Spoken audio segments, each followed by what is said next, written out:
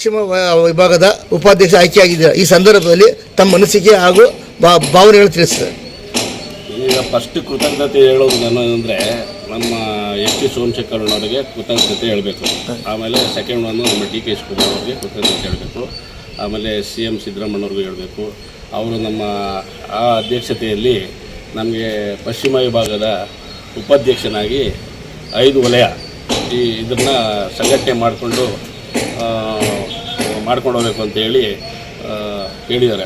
ಅದರಿಂದ ನಾನು ಮುಂದೆ ಬಲಪಡಿಸ್ಕೊಂಡು ಸಂಘಟನೆ ಮಾಡಿಕೊಂಡು ಒಂದು ಎಲ್ಲ ವಾರ್ಡ್ಗಳಲ್ಲಿ ನಮ್ಮ ಲೀಡ್ರುಗಳನ್ನ ಹೊಂದಿಸ್ಕೊಂಡು ಯಾರೇ ಆಗಿರಲಿ, JDSನವರಾಗಿರಲಿ, BJPನವರಾಗಿರಲಿ ಅವ್ರನ್ನೆಲ್ಲ ಹೊಂದಿಸ್ಕೊಂಡು ನಾನು ಈ ಸಂಘಟನೆ ಮಾಡಿಕೊಂಡು ಮುಂದೆ ಹೋಗ್ತೀನಿ ಅಂತ ನಾನು ಭರವಸೆ ಕೊಡ್ತೀನಿ.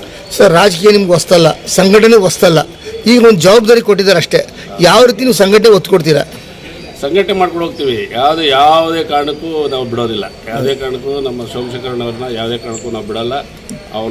ಅವ್ರ ಹಿಂದೆ ನಾವು ಬೆಂಬಲವಾಗಿ ನಿಂತ್ಕೊಂಡು ಈಗ ಯಾವ ಸಂಘಟನೆಗಳಿದೋ ಎಲ್ಲ ಸಂಘಟನೆಗಳು ಕರ್ಕೊಂಡು ನಾವು ಆ ಸಂಘಟನೆಗಳನ್ನ ಮುಂದುವರ್ಸ್ಕೊಂಡು ಬಲಸ್ಕೊಟ್ಟು ಹೋಗ್ತೀವಿ. ಆಮೇಲೆ ನಮ್ಮ ಏರಿಯಾ ಲೀಡ್ರುಗಳು, ನಮ್ಮ ಈ ಕಾರ್ಯದರ್ಶಿಗಳು, ಉಪ ಕಾರ್ಯದರ್ಶಿಗಳು, ಆಮೇಲೆ ಅಧ್ಯಕ್ಷರುಗಳು ಇವನ್ನೆಲ್ಲ ನಾವು ಹೊಂದಿಸ್ಕೊಂಡು ಈ ಸಂಘಟನೆ ಮಾಡ್ಕೊಂಡು ಹೋಗ್ತೀವಿ. ಸರ್, ಬೂತ್ ನಮ್ಮ ಅಧ್ಯಕ್ಷ ಡಿ ಕೆ ಶಿವಕುಮಾರ್ ಬೂತ್ ಮಟ್ಟದಲ್ಲಿ ಒಂದು ಮತ ಪರಿವರ್ತನೆ ಮಾಡು ಅಂತ ಹೇಳಿದ್ದಾರೆ. ನೀವು ಯಾವ ರೀತಿ ಒತ್ತು ಕೊಡ್ತೀರಾ? ಅಂದರೆ ನಮ್ಮ ಒಂದೊಂದು ಏರಿಯಾದಾಗೆ 7 ಬೂತು 10 ಬೂತ್ ಕೊಟ್ಟಿದ್ದಾರೆ. ಈಗ ನಮ್ಮ ದೊಡ್ಡಬಿದ್ರಕಲ್ಲು, ಅಂದ್ರಳ್ಳಿ, ಏರವಳ್ಳಿ, ಬೇಡ್ರಳ್ಳಿ, ಚೆನ್ನಕಿನಪಾಳ್ಯ, ಈ ನಮ್ಮ ಬಡಾವಣೆಗಳಿಗೆ ಎಲ್ಲ ಬೂತ್ಗಳಲ್ಲೂ ಒಳ್ಳೆ ಇದು ಓಟ್ ಇದು ಬರಬೇಕು, ಏನು ಬೂತು ಹೈಲೈಟಾಗಿ ಬರಬೇಕು. ಅದನ್ನು ನಾವು ಮಾಡೋಕ್ಕೆ ಬಲ ನಿಂತ್ಕೊಂಡು ಮಾಡಿಸ್ತೀವಿ. ಈ ಒಂದು ಸಂದರ್ಭದಲ್ಲಿ ಯಾರೆಲ್ಲ ಥ್ಯಾಂಕ್ಸ್ ಹೇಳ್ತೀರಾ ಸರ್?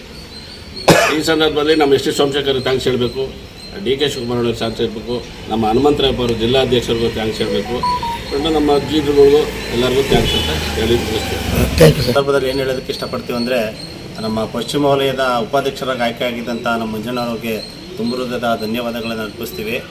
ಅದೇ ರೀತಿಯಾಗಿ ನಮ್ಮ ದೊಡ್ಡಬಿದ್ರಕಲ್ ವಾರ್ಡು ಕನ್ನಡಿಗರ ಹಿತರಕ್ಷಣಾ ವೇದಿಕೆಯ ಕಹಳೆ ಹಿತರಕ್ಷಣಾ ವೇದಿಕೆಯ ಅಧ್ಯಕ್ಷರಾದಂಥ ಕುಮಾರಣ್ಣವರು ಕೂಡ ಇದ್ದಾರೆ. ಅವರು ಸಹ ಧನ್ಯವಾದಗಳನ್ನ ಅರ್ಪಿಸೋದಕ್ಕೆ ಈ ಒಂದು ಸಂದರ್ಭದಲ್ಲಿ ಬಂದಿದ್ದಾರೆ.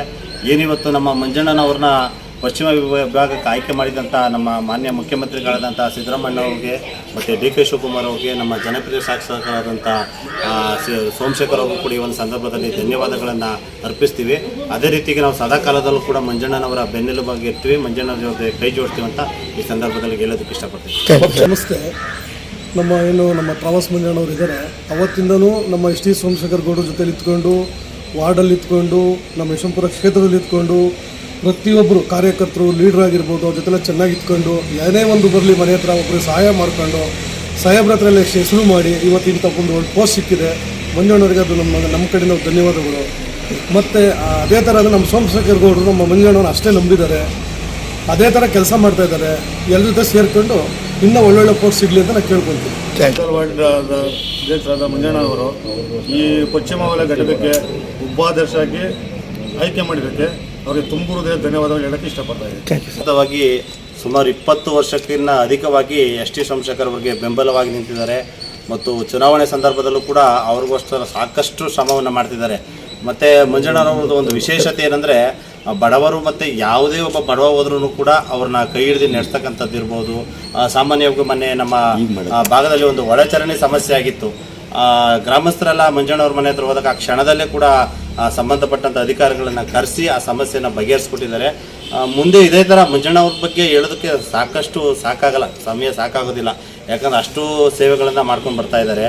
ಮತ್ತು ಸೋಮಶೇಖರ್ಗೋಸ್ಕರ ತಮ್ಮ ಸಮಯವನ್ನೇ ಮುಡುಪಾಗಿಟ್ಬಿಟ್ಟಿರ್ತಾರೆ ಅಂತ ಹೇಳ್ಬೋದು ಈ ಒಂದು ಸಂದರ್ಭದಲ್ಲಿ.